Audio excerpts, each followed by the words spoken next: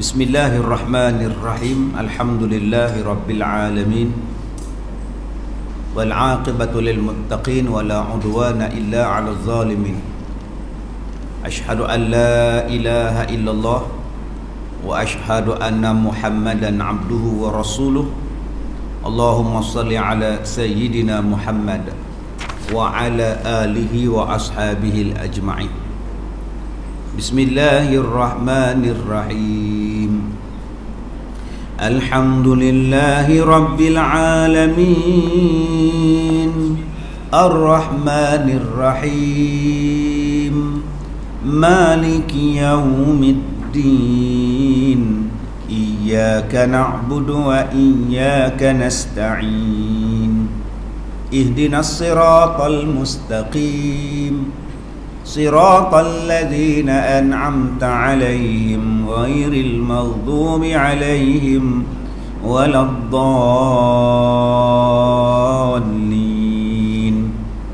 بسم الله الرحمن الرحيم.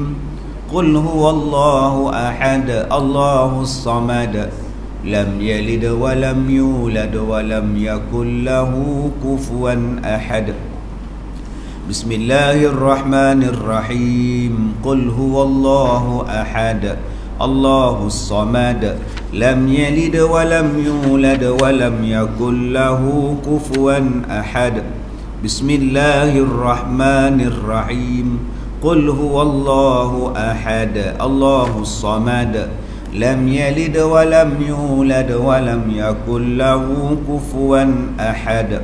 Allahumma salli ala sayyidina Muhammad wa ala alihi wa ashabihi ajma'in. Alhamdulillah, kita membaca Bahrul Mazi jilid yang ke-14, bab yang ke-103, muka surat 357. Bab ma ja'a la taruddur ruqa walad dawa min qadarillahi syai'a.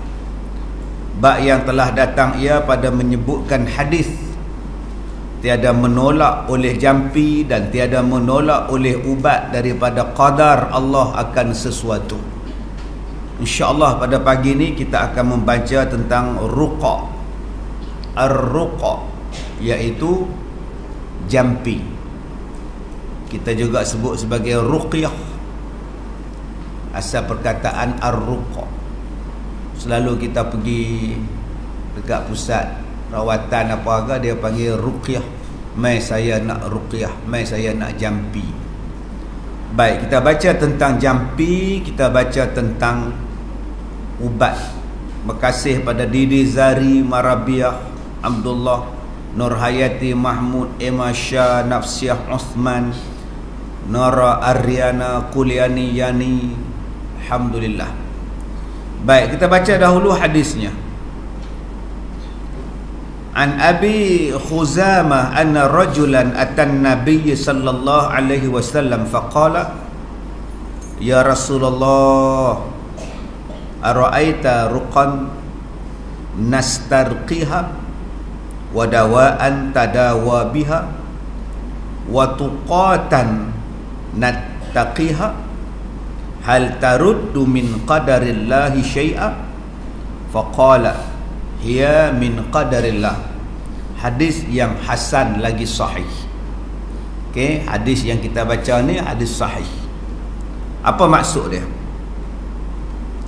An Abi Huzaimah, daripada Abi Huzaimah,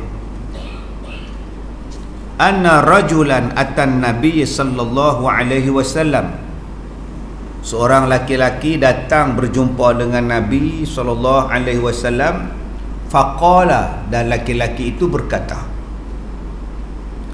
ya Rasulullah, ara'aita ruqan nastarqiha, khabarkan daku akan jampi yang kami jampi akan dia, wadawaan, dan ubat, tadawa biha, yang kami boleh berubat dengan dia, wa tuqatan nattaqiha, dan pemeliharaan yang kami peliharakan dengan dia, hal taruddu min qadarillah, adakah menolak daripada qadar Allah syai'an, akan sesuatu?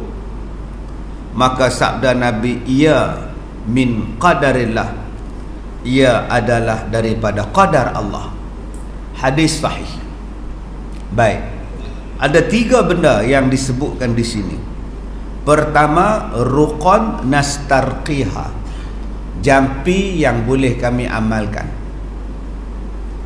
2, wadawan tadawaha, ubat yang kami boleh berubat.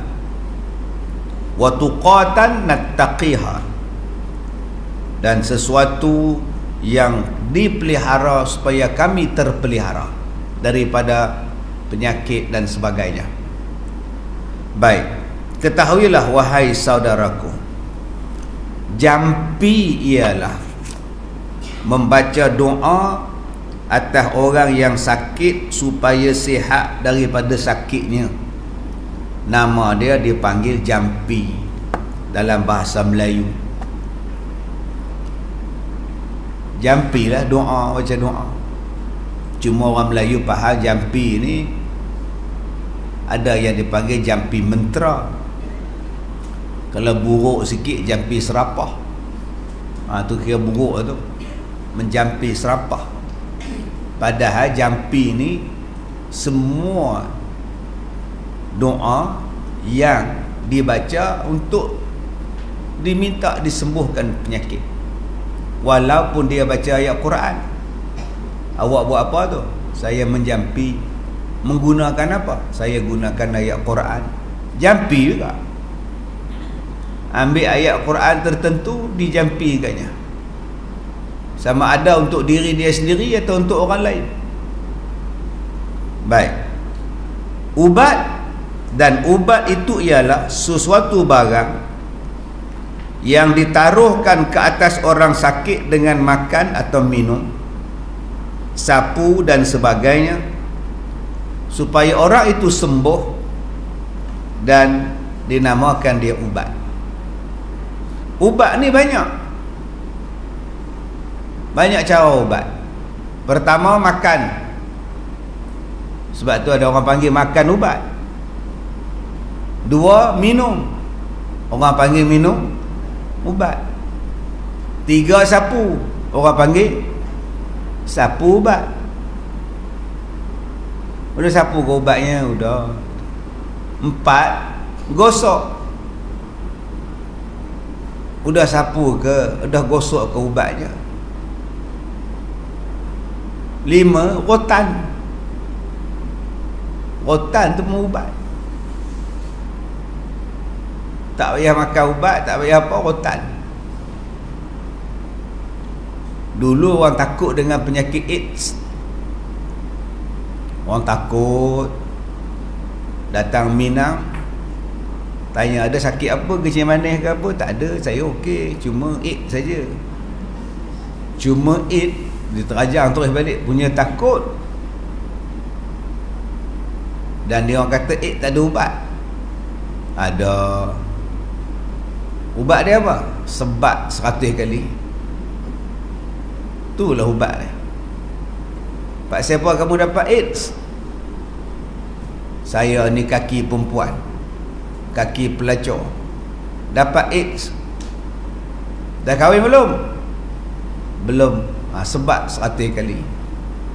Buat secara langsung, dibawakan kepada anda, khas daripada buat tajaan secara langsung dari Padang, sebat 100 kali. Tak ada siapa lagi nak berzina. Bila tak ada perzinaan, tak ada dah AIDS. Itulah ubat dia. Jangan kita faham ubat ni pil, telan, minum, sapu, gosok. Kadang belasah dengan rotan tu pun ubat, supaya orang tak ada kena AIDS, tak ada kena HIV dan sebagainya. Baik. Maka 2 perkara ini telah diharuskan oleh syarak mengerjakannya, dan syarak pun menyuruh bersungguh-sungguh bagi orang yang sakit itu berubat, sebagaimana yang tersebut dalam perkara berubat di dalam kitab Abwabut Tib Lihatlah dalam bab di sana hukum berubat. Kemudian jampi dan ubat itu, adakah ia menolakkan sesuatu yang ditakdirkan oleh Allah? Sebab ada orang yang tak nak berubat. Sakit kepala som, ya, dah makan ubat, Allah takdirkan aku sakit kepala, buat apa aku makan? Itu takdir Allah, aku sakit kepala. Aku kena terima bahawa ini adalah takdir Allah. Jadi boleh tak som jawab macam itu? Adakah mengubah takdir? Kita pula marah pada som. Allah dah jadikan kamu sakit kepala, yang kamu telan ubat tu buat apa? Kamu dah lawan Tuhan. Boleh tak cakap macam itu? Baik, yakni adakah ia memberi bekas? Sekiranya kehendak Allah dan takdirnya tidak mau menyenangkan, maka jampi, bolehlah jampi dan ubat itu menolakkan dia. Maka tiada syak telah dijawab oleh orang yang percayakan Allah Ta'ala tiada ada suatu daripada makhluknya boleh menolak apa yang telah dikehendaknya. Maka Kak Som sakit kepala tadi disuruh berubat. Maka disuruh berubat tu nama dia harus pilih berubat. Kalau Som tak nak berubat, tak apa, jomlah mak pergi hospital. Aku tak nak, aku nak duduk di rumah. Makanlah ubat mak, aku tak nak, biarlah aku macam ni. Tak boleh marah dia. Bukannya wajib dia berubat. Sakit ni bukan wajib berubat. Bukannya kalau tak berubat tu berdosa. Harus pada dia berubat. Silakan. Baik. Satu. Yang kedua,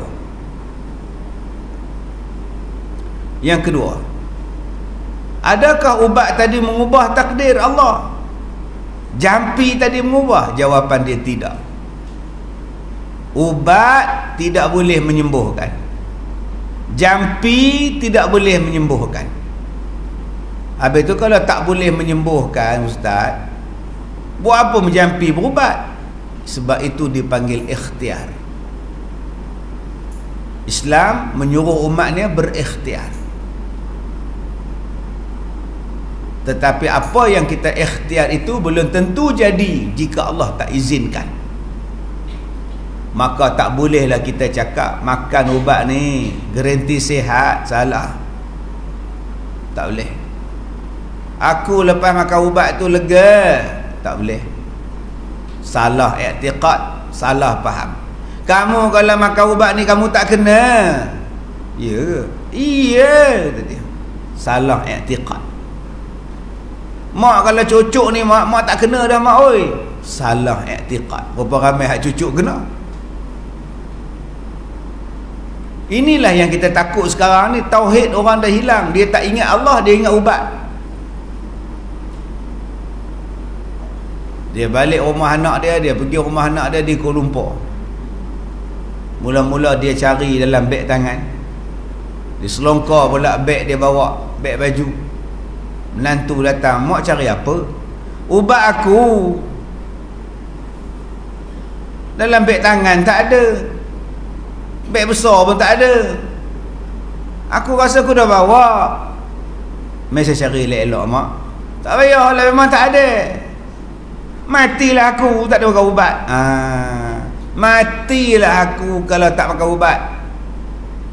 Ini i'tiqad salah, tauhid salah, iman salah. Ada pula yang jumpa ubat, cari ada dalam kamp batik duk bergulung. Jumpa mak, ada, ya Allah, bapak kamu lah aku suruh ngemas dengan ubat di gulungnya kamp batik. Hei, tak tahulah orang tua tu.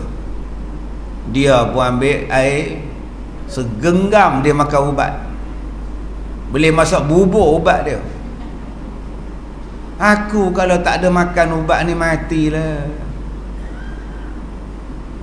salah i'tiqad, runtuh iman, seolah-olah ubat tu bagi nyawa pada dia. Jadi tolong tuan-tuan faham balik, jampi dan ubat tak ada kuasa, yang berkuasa hanyalah Allah. Sebab saya duk baca banyak dalam laman web, dalam Facebook, dengan suntikan mengelakkan kematian.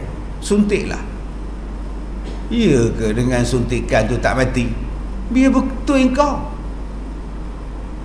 Bila orang yang tak ada tauhid uruskan kita, ini jadi dia.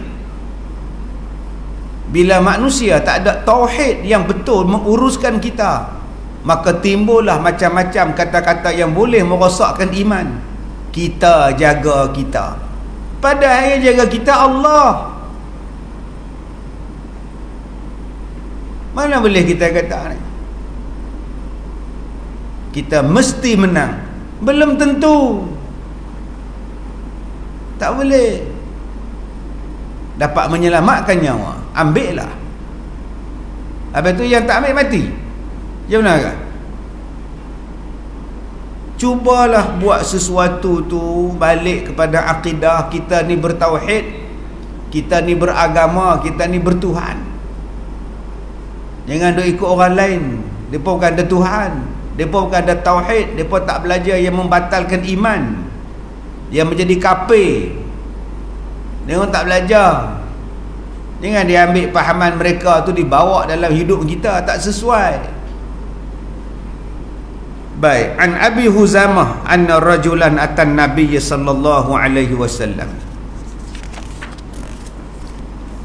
Diriwayatkan daripada seorang sahabat Nabi sallallahu alaihi wasallam, namanya Abi Huzamah. Seorang laki-laki datanglah ia kepada Nabi sallallahu alaihi wasallam kerana nak menuntut 3 perkara fatwa. Pertama, ara'aita raqan wastarqiya. Pertama, bolehkah jampi yang kami jampi atas orang sakit daripada ayat Al-Quran dan doa yang tiada memuji jemalang, hantu dan syaitan? Boleh tak kami pakai ayat Al-Quran sebagai jampi? Boleh tak? Ataupun boleh tak kami menjampi, tapi dalam jampi tu tidak ada kata-kata memuji setan, memuji jemalang, kami baca doa gitu aja? Soalan pertama dia. Soalan kedua dia, boleh tak kami gunakan ubat buat tampal atau beri makan, beri minum, bersapu, bergosok dan sebagainya? Boleh tak? Ada orang yang sakit kepala, dia tampal kokyok. Ada yang sakit pinggang, dia tampal kokyok cabai. Pedih pinggang-pinggang. Boleh tak? Boleh tak kami makan ubat sebagai ubat? Ada yang guna akar kayu, daun salam, daun seruntun, tunjuk langit. Oh, banyak herba-herba. Tapi sayang, herba-herba yang Allah Ta'ala ciptakan untuk kita, orang tak mau pakai. Orang kata tak elok. Orang kata ubat yang dibuat dalam makmal juga bagus. Buat dalam kelang, campur bahan kimia sikit, campur ni sikit. Orang tua-tua dulu, agak-agak hang tua dulu sakit kepala. Kat Som, hang tua sakit kepala, hang Jebat, hang Kasturi sakit kepala. Agak-agak dia makan ubat apa? Ubat-ubat moden ni bila ada? Takkan zaman dulu-dulu Tok Janggut, Mak Kilau, Datuk Bahamat, Panglima Bukit Gantang, mereka ni tak ada sakit? Takkan tak ada sakit perut? Agak-agak mereka beranak di mana dulu? Di rumah ke di hospital? Habis tu kita nak kata hak dia punya tak betul. Terus kita padam, tutup buku,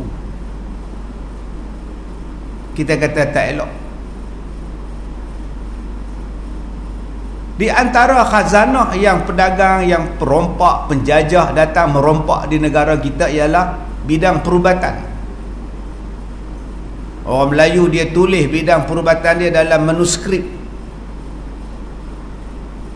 Mereka datang menyamar sebagai pedagang, tujuan mereka ialah nak tiru, nak ambil apa yang orang lain buat. Salah satu benda yang mereka bawa balik, salah satu manuskrip, ialah manuskrip perbidanan orang-orang Melayu.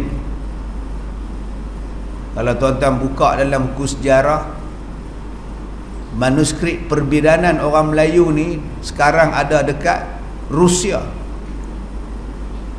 Mereka kaji macam mana orang Melayu jadi bidan, macam mana nak selesaikan masalah baby menyungsang, macam mana nak bagi orang senang beranak. Dan manuskrip tu orang Rusia kaji, mereka pula nak jadi bidan. Tapi orang kita kata hari ni bidan tak boleh pakai. Buat filem, buat drama, bidan belah hantu. Akhirnya semua orang tak percaya pada Tok Bidan. Perubatan Melayu, padahal perubatan orang Melayu cukup hebat. Dulu saya cerita pada tuan-tuan dengan kain cindai. Orang Melayu tak pakai kasut bila berjalan. Orang putih kata kuno, tak pakai kasut, nanti cacing naik kot tanah. Padahal tak berkasut itu zaman dahulu menjadikan dia orang sihat. Pergi kebun tak berkasut, buat ladang tak berkasut, sebab duk pijak tanah. Tanah tu menyihatkan dia orang.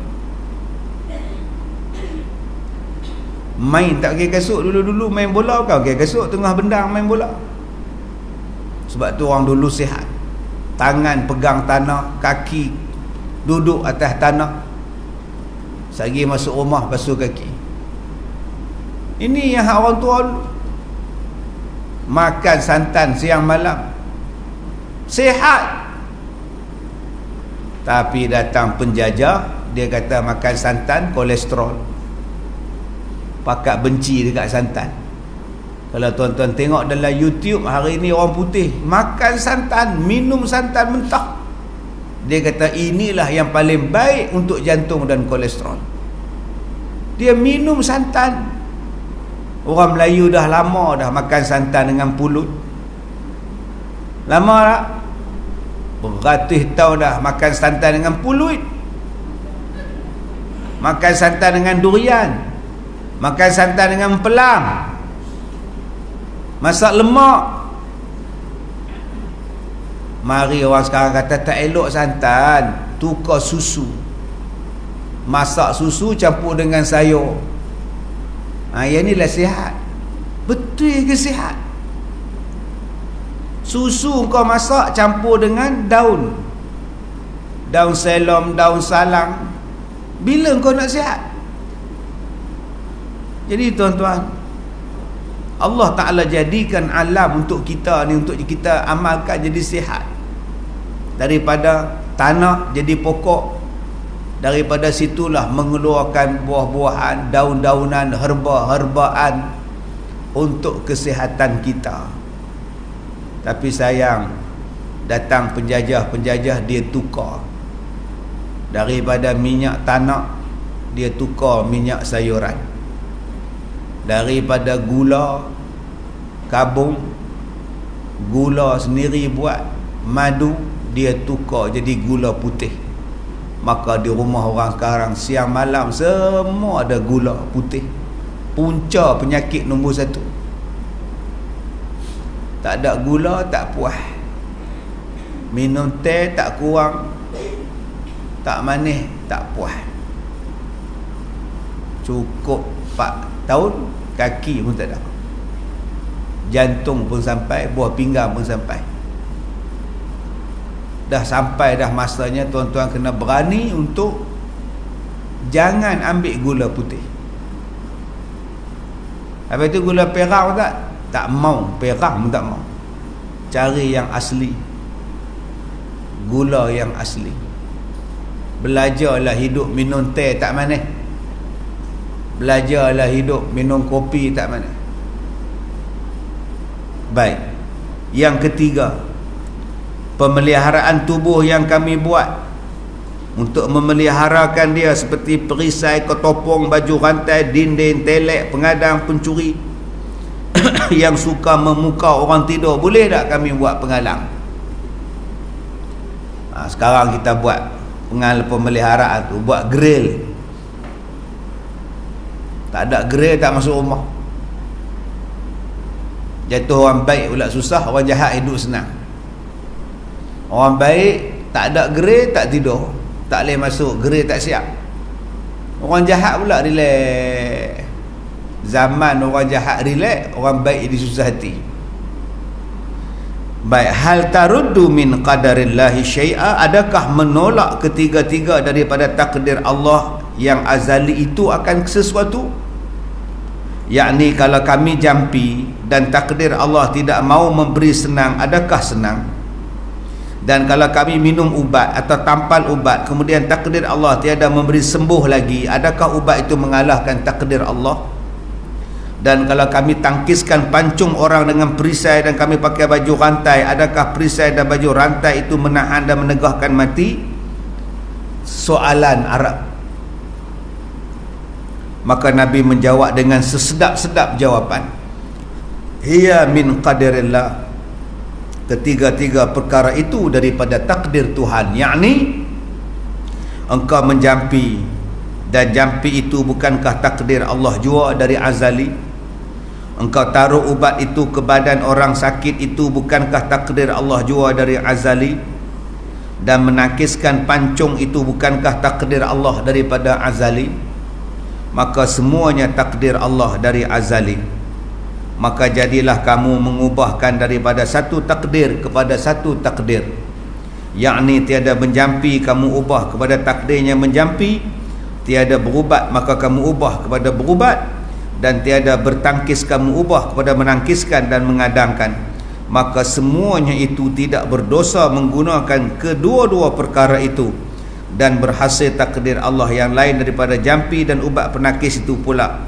Adapun dijadikannya sembuh ketika menjampi ataupun selepas daripadanya tidak disembuhkan, itu adalah kuasa Allah, izin Allah. Tak salah kamu menjampi, tak salah kamu makan ubat, tak salah kamu buat perisai. Itu semuanya takdir Allah juga. Okey, takdir Allah juga. Wa imma dijadikannya mati. Waktu kamu pakai baju besi itu pun tetap akan mati. Kalau kamu tak mati pada waktu perang tu, tak matilah. Semua tu nama dia ikhtiar. Adapun jampi, ubat, penangkis itu tidak memberi kesan sesekali di dalam menyembuh dan menegahkan daripada mati. Dengar tu. Ubat, jampi, baju perisai, grill, sesekali tidak memberi kesan kepada penyakit dan kesembuhan kamu, dan tiada memberi bekas ia pada takdir Allah. Kalau Allah kata nak mati, mati juga walaupun kamu telan 10 dos sekalipun. Jadi jangan kita faham, bila aku dah buat ni tak apa, aku dah ada dah, aku dah kebal dah. Jangan. Dan jangan kita kata inilah satu-satunya ikhtiar. Salah. Inilah satu-satunya ikhtiar, tak ada ikhtiar lain dah. Mana boleh? Doa adalah ikhtiar. Mana engkau kata satu-satunya? Ubat alam itu pun ikhtiar. Jangan kita cakap inilah satu-satunya ikhtiar. Mana ada, ya Allah. Ikhtiar ni macam-macam. Ni kan jadi macam Kasim Selamat. Dan mak mertua bagi 5,000. Tahun 62, 5,000 tu bersamaan berapa ringgit Kak Song? Tahun 62, 5,000 ringgit bersamaan sekarang berapa ringgit? Nak darat berapa? 4, 10 nilai dia. Dulu tahun 62 gaji kita berapa sen Kak Ros? Ha? RM170 tahun 62. Kan kurang lagi. Bawah lagi. Siapa yang kerja tahun 62? Ingat? Tak tahu. 5,000 tu 10,000 sekarang. Siapa kata mak dara tu jahat? Jahat ke mak dara? Tak jahat. Dia bagi menikah. Panggil tu Kasim Selamat, hari ni juga kau nikah. Dia bagi duit. Pergi di tempat lain, aku tak mau tengok muka apa berdua. Yang jahat siapa? Kasim Selamat. Dia ambil duit 5,000 tu, apa dia buat? Enjoy main judi. Duit tu terbang dalam filem tu. Kat mana kaki mak mentua aku lah. Dalam filem tu dia longgok duit, kemudian P. Ramlee buat kipas angin apa kan, duit tu terbang selai susah. Berjudi rupanya Kasim Selamat. Patut mak dia tak bagi menikah.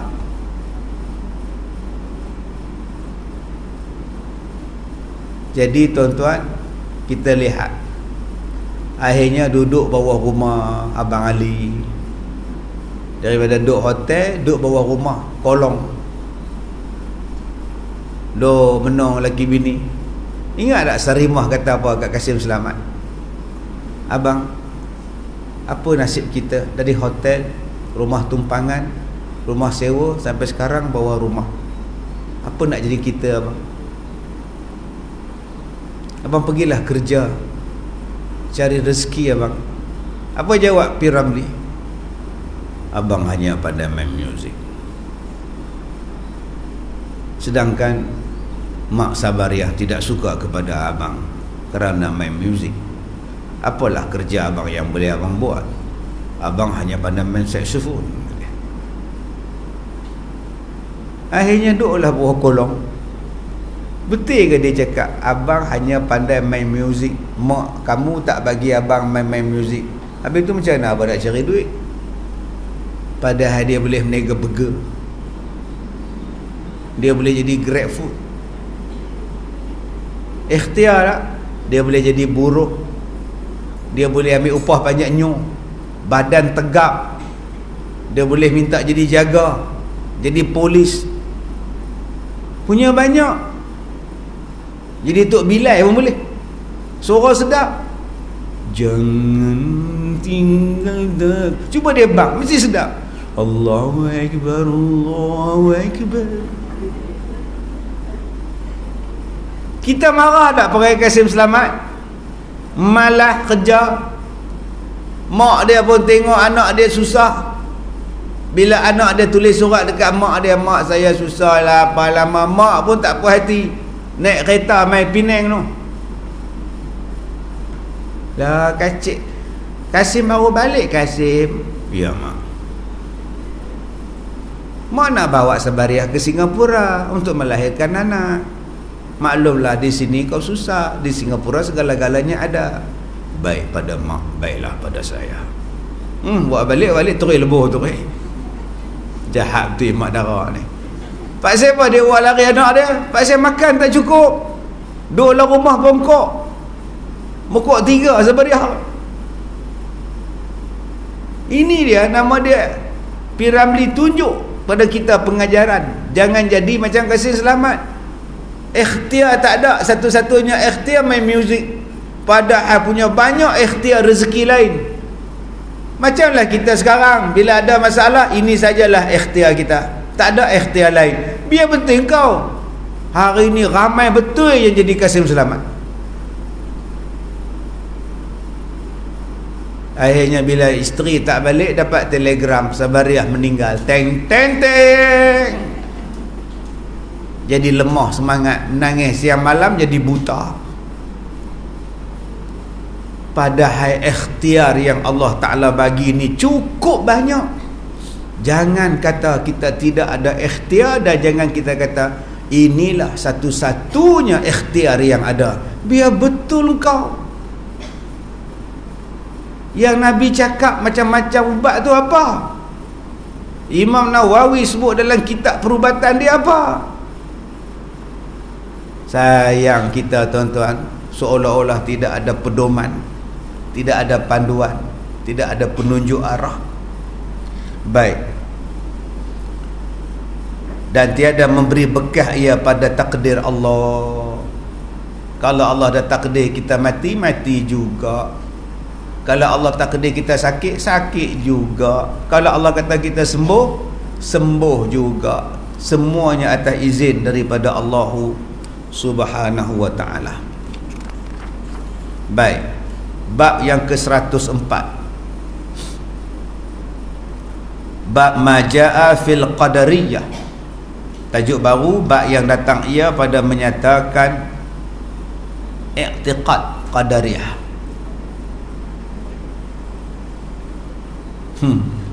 Idah kata, wow, ada muzik, teng teng teng. Itu maknanya kira terkejut lah kan.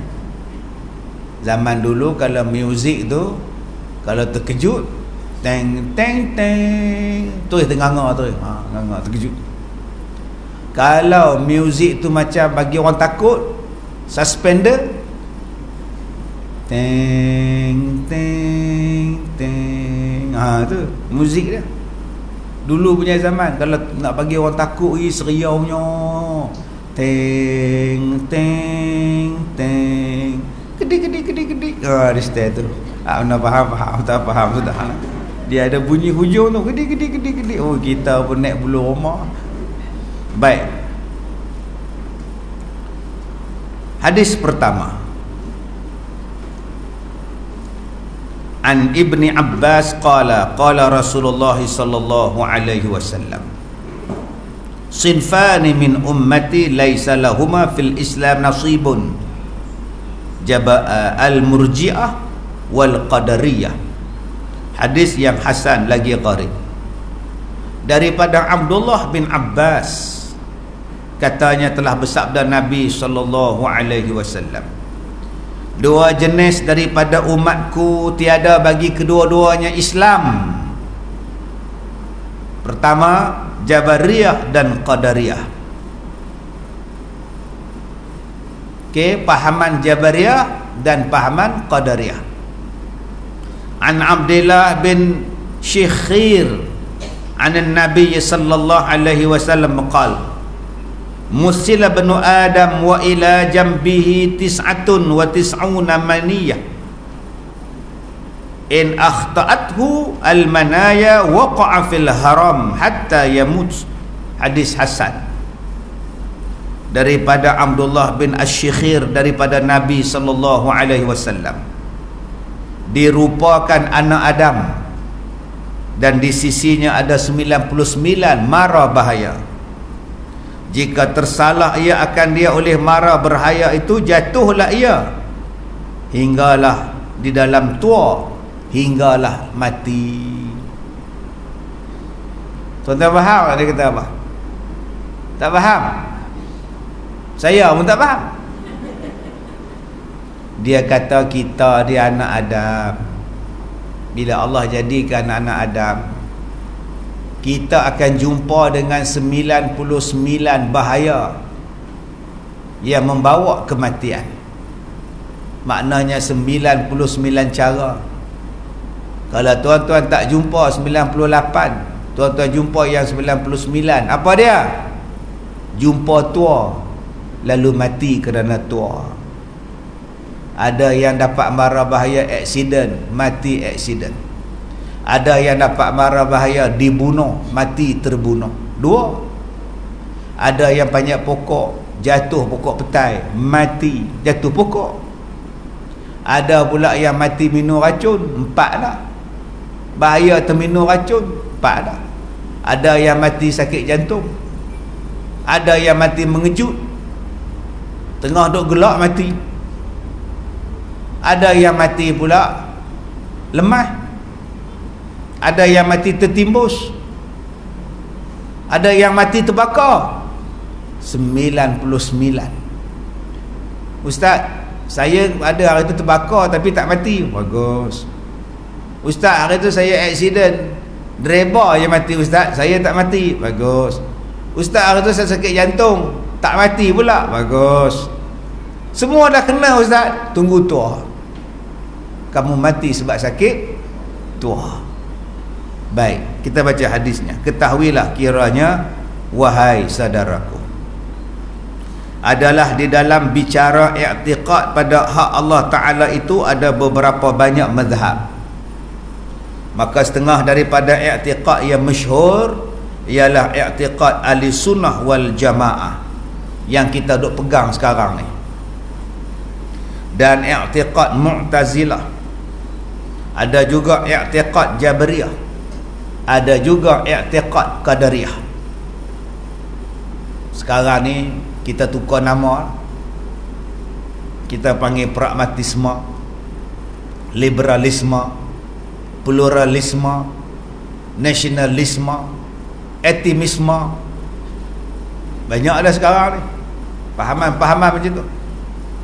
Pahaman menggabungkan semua agama jadi satu. Islam, Kristian jadi satu. Dah ada dah sekarang, dah wujud dah jawatan kuasa pemikir bagaimana nak gabungkan agama Islam dengan agama Kristian. Dia jadi Krislam nama dia. Semayang cara sama, masjid kongsi-kongsi. Apa nak jadi akan datang ni. Sebab tu Nabi kata badiru bil a'mal qita'an, cepat-cepat buat amalan sebelum sampai zaman fitnah yang kamu tak tahu dah mana betul mana salah. Tak tahu dah.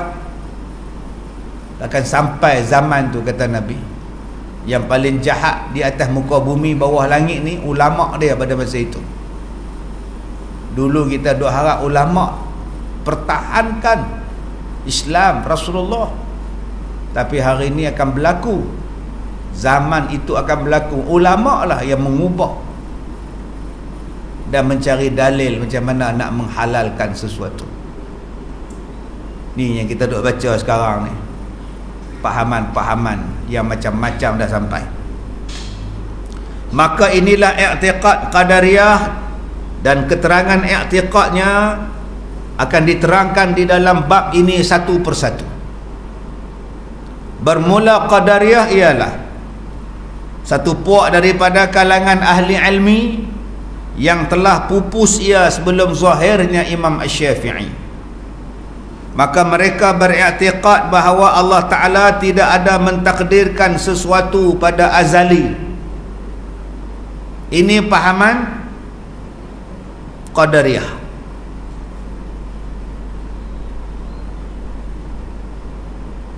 Macam mana sakit? Kita kata Allah dah tentukan saya sakit. Kita jawab, Kak Sum sakit Kak Sum? Iyalah, Allah dah tentukan takdir saya sakit, kata Kak Sum. Betul lah tu. Tapi pahaman Qadariyah dia kata apa? Dah, Tuhan tak tentukan, Kak Sum yang pilih untuk sakit. Kak Sum yang pilih untuk sakit. Kak Sum kahwin dengan siapa? Kak Sum kahwin dengan suami Kak Sum lah. Namanya apa? Namanya Sam. Sebab tu bila dah gabung sekali jadi Samson. Oh gitu pula. Macam mana dengan suami Kak Sum? Tak tahu lah, menyesal nikah dengan dia. Tapi nak buat macam mana, dah takdir Allah jodohkan dengan dia. Tak adalah Kak Sum yang pilih dia. Bukan Allah takdirkan suami Kak Sum tu Sam. Kak Sum yang pilih dia. Ini nama dia Qadariyah. Apa maksud? Dia kata Allah tak tentukan, kita yang pilih semua sendiri. Kalau kita, orang tanya kita, Ustaz Ahmad dia buat borak bersama warga pondok, borak warga pondok, dia tanya kita, Kak Leha, macam mana Kak Leha boleh datang sini? Alhamdulillah lah, Allah pilih Kak Leha ke sini. Alhamdulillah lah Kak Leha memang lah lepas suami mati tu memang tak nak pergi mana dan nak belajar. Bukan ramai tak minta, lepas-lepas mati tu ramai minta. Tok Imam yang mandikan mayat suami Kak Leha pun minta, kata dia. Tak nak lah jadi bini nombor 4, dia tak nak lah Kak Leha, kata dia. Jadi Allah dah tentukan Kak Leha datang sini. Betul lah jawapan tu. Allah yang pilih ke sini. Qadariyah faham apa? Allah tak pilih kamu sendiri yang datang. Allah tak tentukan, Allah tak pilih kamu. Kamu sendiri yang pilih untuk ke sini. Ini fahaman Qadariyah. Dia kata Allah ni tak campur tangan apa yang kita buat. Semuanya itu adalah atas inisiatif kita sendiri. Padahal semua benda kita ni dah ditakdirkan Allah. Boleh faham? Qadariyah tu apa? Dia kata Allah tak buat apa-apa, Allah tak tentukan, takdir tak ada. Habis tu apa yang berlaku sekarang ni apa? Kita yang buat kita sendiri. Dulu sakit. Sekarang dah sihat. Alhamdulillah, Allah bagi kesembuhan. Apa pula kesembuhan Allah bagi? Makcik operate, buang rahim, kemudian makan ubat, makcik sembuh lah. Mana pada Allah yang sembuhkan? Ini pahaman Qadariyah sesat. Dia kata apa yang berlaku ni atas kita semua usaha. Ni nama dia Qadariyah. Katanya jikalau ada sesuatu ditakdirkan Allah Ta'ala pada azali, nescaya tiada diseksanya kita pula. Okey Ustaz, Qadariyah dia faham. Dia nak masukkan jarum dia macam mana? Dia kata orang tu mati kafir. Orang tu mati kafir. Allah dah takdirkan dia kafir. Kemudian di hari kiamat dia masuk neraka. Allah yang jadikan dia kafir. Allah yang masukkan dia dalam neraka sebab dia kafir. Apa cerita ni? Tak patutlah macam tu. Allah takdirkan dia kafir, dia mati pun dalam kafir, kemudian Allah seksa dia dalam neraka. Apa kes? Mana boleh macam tu? Allah yang buat. Ni dia lah pahaman Qadariyah. Pahaman Qadariyah dia kata takkan Allah nak buat, kemudian Allah nak seksa orang tu. Melainkan kata dia orang tu sendiri yang pilih nak jadi kafir. Maka dengan sebab itulah Allah seksa dia dalam neraka, sebab dia nak jadi kafir. Maka orang-orang yang tak mengaji tauhid, dia percaya tak dengan fahaman tu? Dia kata logik juga. Logik juga. Kita hidup dalam dunia ni ada pilihan. Jadi kita kalau kita pilih nak jadi kafir, memang Tuhan balas. Tak boleh macam tu. Kita ni dah takdir macam tu. Allah Ta'ala bagi kita muka. Muka saya macam ni, nak kata apa?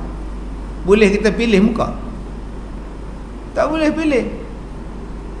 Allah bagi kita warna kulit macam ni. Macam ni. Kalau kita ada pilihan, waktu kita nak dijadikan, kita jumpa ni kalau boleh muka bagi panjang sikit, runcin sikit ni. Hidung mancung sikit, sat nak tengok tu. Tak boleh macam itu. Anak kita 4 perempuan. Kalau kita ada pilihan, boleh kita cakap okey kali ni jantan tau. Nak laki dulu, lepas tu perempuan, lepas tu laki, lepas tu perempuan. Buat lembek tengkok cakap. Tak boleh.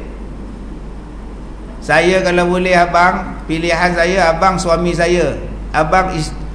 Saya isteri abang. Sampai bila-bila. Abang tak boleh menikah 2, 3, 4 tahun. Boleh? Tak boleh. Kadang-kadang suami yang kita duk kepung sangat tu lah yang menikah 2 lah. Masa bila dia buat kerja kita pun tak tahu. Tiba-tiba ya ustaz menikah lain. Akak tak dapat trace. Tak dapat ustaz. Tak, bila masa dia menikah, geram betul lah. Dah tak kedai akak. Yalah kalau dia tak mencari, taknya jumpa, dah lama pun tak kedai. Kau terimalah hakikat. Belajarlah hidup berdua, bertiga. Cuba belajar hidup. Saya tak kira suami saya gatal, tak fikirkan anak-anak. Ada 5 anak-anak ni dia tak fikir ke? Akhirnya dia viralkan. Orang benci suami dia. Suami dia menega kedai. Orang boikot kedai dia. Suami dia buat projek, orang tutup projek dia. Langsung tak ada duit. Sekarang siapa susah? Bagi tahu siapa susah sekarang? Dia susah tak? Anak dia 5 orang susah tak? Suami dia susah? Hak madu tu pun susah. Sekarang nak beli susu anak pun tak ada duit. Nikah 2 pandai, susu anak mana? Dulu abang ada duit banyak, bisnes abang elok, abang nak menikah lain, kau viralkan, kau kecoh-kecohkan, orang boikot abang. Sekarang abang tak ada duit. Kan kau tanya aku macam mana kau nak bagi susu anak? Engkau minta duit balik pada netizen yang sokong kau. Engkau minta balik duit susu, suruh dia orang sponsor kau beli lampin anak. Sebab tu akak-akak, abang-abang fikir panjang-panjang sebelum nak buat sesuatu. Sebab orang yang duk komen sokong kita lah, apalah, mereka takkan tolong kita. Susah kita balik. Memanglah bila kita viral kat tu, orang kita seronok, orang pakai backup kita, pompang. Bila kita susah, pempong. Bila berlaku sesuatu masalah, settlekan elok-elok. Abang nak kahwin lain ke macam mana? Abang cadang gitulah. Sebab apa yang abang nak nikah lain? Abang gatai ke abang? Lebih kurang macam tu. Tak apa kalau gatai, saya boleh garpu banyak. Bincang elok-elok. Apa yang tak kena pada saya ni abang? Yang abang tak puas hati dengan saya. Yang kedua, abang mampu ke? Bincang elok-elok. Jumpa dengan perempuan tu, bincang. Adik nak jadi madu kak ke?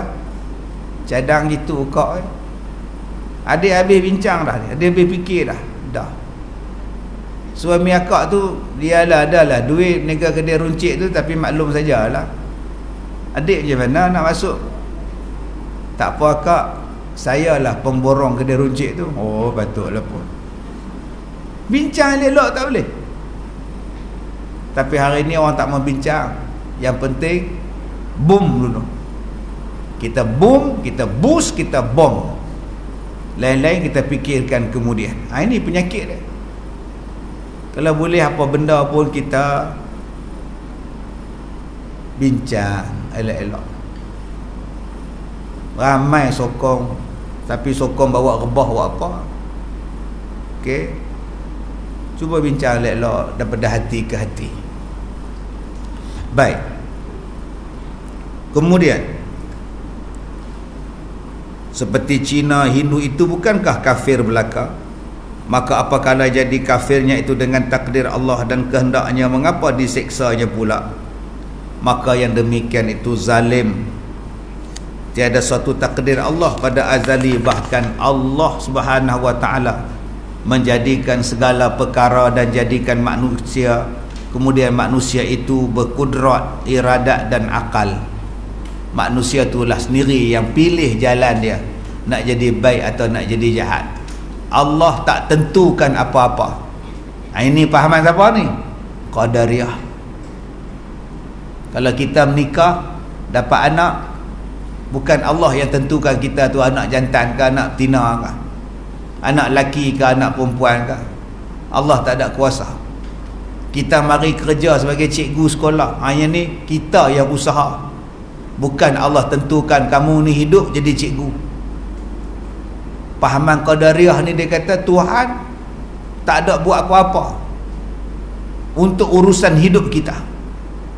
Bila sampai di hari kiamat, baru Allah balas hukum apa yang kita buat. Maka manusia itu sendirilah membuat baik atau membuat jahat, dengan tiada masuk Allah Ta'ala di dalam urusannya, dan tiada takdir Allah Ta'ala. Ini pahaman Qadariyah. Maka jikalau diperbuat manusia itu baik, maka baik perbuatan manusia itu sendiri. Dan jikalau berbuat jahat dan maksiat, jahat itu daripada manusia sendiri. Pada waktu itu berhaklah dan munasabahlah Allah Ta'ala balas sama ada syurga ataupun neraka atas perbuatannya. Ini adalah pahaman i'tiqad Qadariyah. Dia kata apa yang kita buat dalam dunia ni pilihan dah. Okey, jangan faham macam tu. Allah yang tentukan kita ni mati bila, menikah dengan siapa, anak kita berapa orang, cucu berapa orang, jatuh motor bila, naik kereta aksiden bila. Takdir. Jangan kita kata ni Allah tak buat, ni kita yang buat. Tak, Allah takdirkan dia dengan izin dia. Baik, itu pahaman Qadariyah. InsyaAllah kita akan sambung lagi pahaman Jabariyah pula lepas ini, satu persatu. Wallahu a'lam. Assalamualaikum warahmatullahi wabarakatuh.